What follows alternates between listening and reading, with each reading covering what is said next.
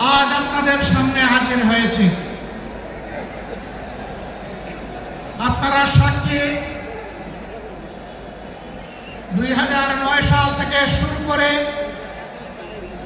2024 সালের 5ই আগস্ট পর্যন্ত বাংলাদেশ আওয়ামী ফ্যাসিবাদের কবলে ছিল। ফ্যাসিবাদ প্রতিপক্ষ সংগঠন হিসাবে তার প্রথম হিংস্র থাবাটি বিস্তার করেছিল বাংলাদেশ জামাতে ইসলামের উপর। সকল শীর্ষ নেতৃবৃন্দকে এক এক করে তারা বন্দী করেছিল। প্রথম দফা বন্দী হওয়ার পর প্রিয় সংগঠন এটিএম আজহারুল ইসলামের উপর সেই সময়ের গুরু দায়িত্ব তুলে দিয়েছিল। ভারপ্রাপ্ত সেক্রেটারি জেনারেল হিসাবে সংগঠনকে তিনি নেতৃত্ব দিচ্ছিলেন। পথের কাঁটা সরানোর জন্য বাকিদের ধারাবাহিকতায় ষড়যন্ত্র অব্যাহত রেখে তাকেও গ্রেফতার করা হলো। এক এক করে 13টি বছর অতিবাহিত হয়েছে। কারাগারের অন্ধকার প্রকোষ্ঠে তিনি আছেন। এখনো তিনি মুক্ত হননি। বাংলাদেশ ফ্যাসিবাদ থেকে মুক্ত হলো। আমাদের প্রশ্ন, ফ্যাসিবাদের সবচেয়ে কঠিন সাক্ষী আজহারুল ইসলাম সাহেব মুক্ত হলেন না কেন? কোন জিনিস তাকে এখনো আটকে রাখতে বাধ্য করেছে? কেন এই বৈষম্য? আমরা তো নিজের থেকে অন্যান্য নেতৃবৃন্দের মুক্তির দাবি জানিয়েছিলাম। এই উদারতা আমরা দেখিয়েছিলাম, উদারতা আমরা দেখিয়েও যাব। কিন্তু আজহারুল ইসলাম সাহেব কবে মুক্তি হবেন সুস্পষ্টভাবে জানতে চাই সরকারের। আমরা তো চাইনি, কল্পনাও করিনি এইভাবে আমাদেরকে রাস্তায় নামতে হবে প্রিয় আজহার ভাইয়ের মুক্তির দাবিতে। আমরা বাধ্য হয়েছি। আমরা স্পষ্ট বার্তা দিতে চাই, তার মুক্তি না হওয়া পর্যন্ত এই সমাবেশ প্রথম নয়, শেষ নয়। সমাবেশ, বিক্ষোভ, আন্দোলন অব্যাহত থাকবে।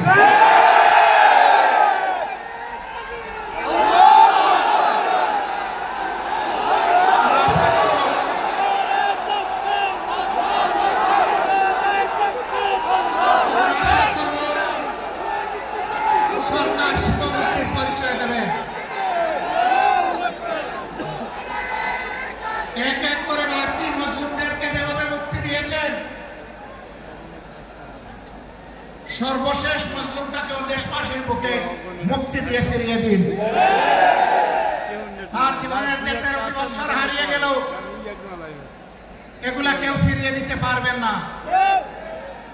আর 13টি মিনিট তিনি জেলের ভিতরে থাকুন, আমরা তা চাই না। আমরা ভদ্র, কিন্তু আমরা বোকা নই। আমাদের ভদ্রতার এই উপহারকে কেউ যেন দুর্বলতা মনে না করেন। ভদ্ররা যখন শক্ত হয় তখন কি পরিমাণ শক্ত হতে পারে 15.5 বছর তা বাংলাদেশ দেখেছে। আমি কারো কথা বলবো না, কে কি করেছেন, কোথায় আপোষ করেছেন করেন না, এটা আমার সাবজেক্ট না। কিন্তু মহান আল্লাহর পর ভরসা করে মহান আল্লাহকে সাক্ষী রেখে বলছি 15.5 বছর মহান আল্লাহর দেওয়া শক্তির কারণে, মহান আল্লাহকে ভয় করার কারণে বাংলাদেশ জামাতে ইসলামী কোনো অপশক্তির কাছে কখনো মাথা নত করেননি। জীবন দিয়েছে, আপোষ করেনি।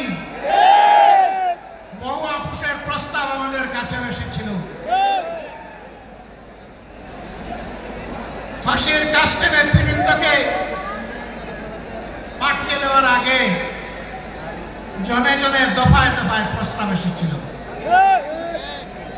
বাংলাদেশের জনগণ জানে জীবিত অবস্থায় আল্লাহ সেই নেক বান্দারা, বাংলাদেশের বীর সন্তানেরা, তারা ওই সমস্ত প্রস্তাবগুলোকে পায়ের তলে ফেলে দিয়েছে। আমরা তাদের উত্তরসূরি। সুতরাং মেহরবানি করে আমাদের আর ধৈর্যের পরীক্ষা দিবেন না, তাকে মুক্তি দিন। কেন আমাদের নিবন্ধন আটকে রেখেছেন? নিবন্ধন তো জালিম সরকার কেড়ে নিয়েছিল। সেই জুলুম আপনারাও কি আমাদের উপরে করবেন? এই জন্য কি হাজার জনতা জীবন দিয়েছে? হাজার হাজার মানুষ পঙ্গুত্ব বরণ করেছে আবারও সেই বৈষম্য দেখার জন্য। আমরা বাংলাদেশের মাটিতে আর কোন বৈষম্যকে বরদাস্ত করব না।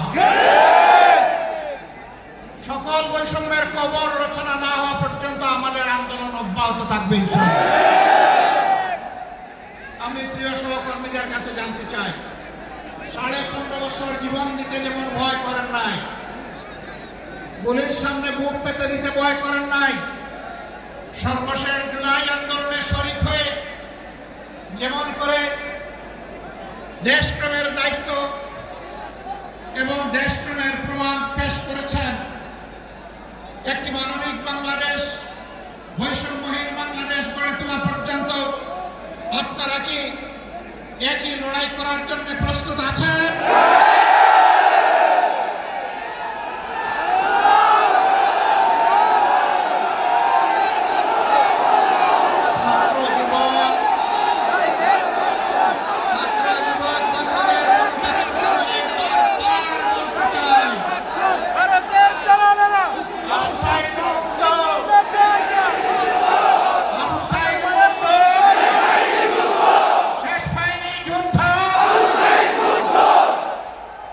চলবে ইনশাআল্লাহ। আমাদেরকে মেহরবানি করে কেউ নতুন করে আর চোখ রাঙাবেন না। ফ্যাসিবাদের ভাষায় কেউ কথা বলবেন না, কথা বলবেন রাজনীতিবিদের ভাষায়। আমরা ওয়েলকাম করব, অভিনন্দন জানাবো, সমালোচনা করবেন, চুমু দেব, কিন্তু চোখ রাঙাবেন না মেহরবানি করে। এই সংগঠন কারো চোখ রাঙানোর পরোয়া করে না।